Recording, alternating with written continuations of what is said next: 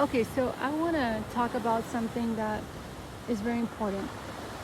If you're struggling with any sicknesses in your body, I mean like physical, mental, or, you know, like spiritual stuff going on, and if you're a kind of person that you always go to church and you ask for prayer, but you feel like you didn't get healed, or you feel like it does get better, but afterwards it comes back or something else happens, right? And have you ever wondered why that happens to you, or why the healing does not last longer, right? So I am a person that I have seen God doing so many miracles, and I'm very, very grateful for that. And I know that His power is undeniable, period. I know that once He touches you, you're going to be healed, period. But look at what the Word says, right? In John 5, when Jesus, he walks into the pool of Bethesda, and he walks to this man that is 38 years old, he is paralyzed, and Jesus goes like, do you want to be made well? And then he's like, sir, by the time I make it to the water, people have jumped in, and basically he is saying like, I'm gonna be hanging here until the last person is healed, and then maybe I'll get a chance to make it in the water, right? So the funny, not funny, but the important thing is like he is so hopeful that at some point he will get healed. He doesn't know when, right? Because in that pool, there were like people, if you can't see, you can hear, right? So you just need to run. If you can't, if you can't hear, you're gonna see. So you just run. So it's like a different illness that, different than a paralyzed person that cannot walk, obviously, right? So, okay. So Jesus tells him that, and then immediately Jesus goes, oh, pick up your bed and walk, right? And the guy gets healed right on the spot. He takes off, and then at some point later on, you're going to see on the verse 14 that Jesus meets this guy again, and then he's still healed, he's still functioning fine. And then Jesus goes to him and say, see no more, otherwise worse things may come upon you, right? So what is Jesus actually saying?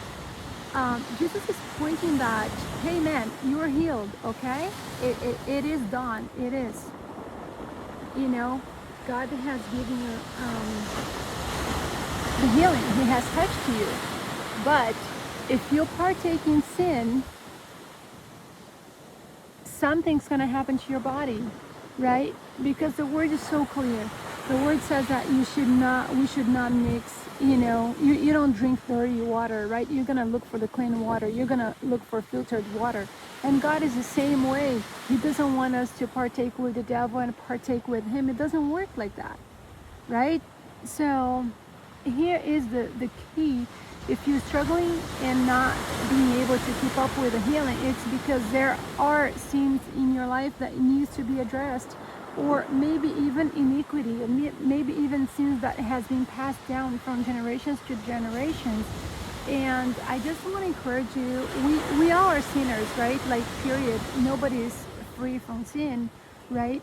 But once you sin and you repent, and with all your heart, God himself will forgive you, right? So there is a difference than just partaking in a sinful life, which makes it hard to keep a healing going on, because it's like you're poisoning your body, right? You're poisoning your spirit. So yeah, I've been thinking about this passage on the Bible, and how God, how Jesus, he teaches us, you want to be free, I'll set you free, but make sure you're going to keep yourself far from sin. Otherwise, you're still going to be sick. Otherwise, things are going to come upon you. So I just want to encourage you that, you know, It doesn't mean that the people you have been prayed for, they're not, good healers or stuff like that. Because honestly, there's no such a thing. Nobody's a healer. God is.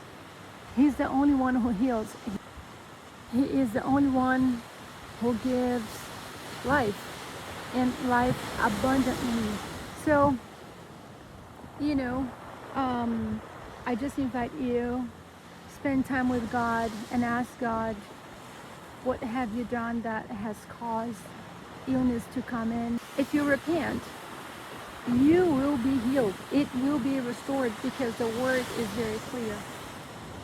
So I hope you feel like, I hope you feel blessed with this message, and I do hope it will change your life in a good way. God bless you.